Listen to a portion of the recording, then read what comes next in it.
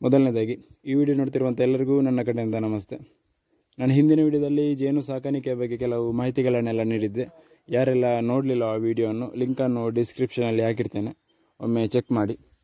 ಮತ್ತು ಇವತ್ತಿನ ವಿಡಿಯೋದಲ್ಲಿ ನಾನು ಹಿಂದಿನ ವಿಡಿಯೋದಲ್ಲಿ ತಿಳಿಸಿದಾಗೆ ನಾವು ಜೇನು ಸಾಕಾಣಿಕೆ ಅಥವಾ ಈ ಜೇನು ಕೃಷಿಯಲ್ಲಿ ನಮಗೆ 3 ಕಾಲಗಳನ್ನು ನೋಡ್ಬೋದು. ಅಭಾವ ಕಾಲ, ಅಭಿವೃದ್ಧಿಯ ಕಾಲ, ಜೇನು ಬರುವ ಕಾಲ.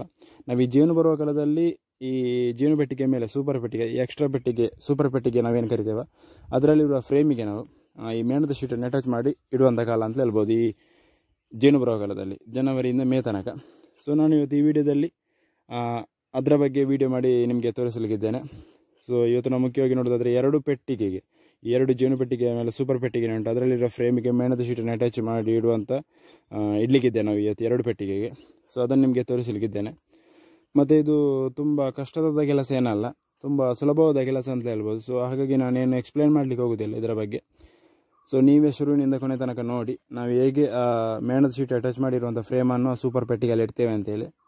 ಸೊ ನಾವು ಮುಖ್ಯವಾಗಿ ಈ ಚಾನಲಲ್ಲಿ ನಿಮಗೆ ಕೃಷಿ ಮತ್ತು ಕೃಷಿಯನ್ನು ಹೊರತುಪಡಿಸಿ ಬೇರೆ ವಿಷಯದ ಬಗ್ಗೆ ನಿಮಗೆ ಏನಾದರೂ ತಿಳಿದುಕೊಳ್ಬೇಕಿದ್ರೆ ಈ ಚಾನಲನ್ನು ಸಬ್ಸ್ಕ್ರೈಬ್ ಮಾಡಿ.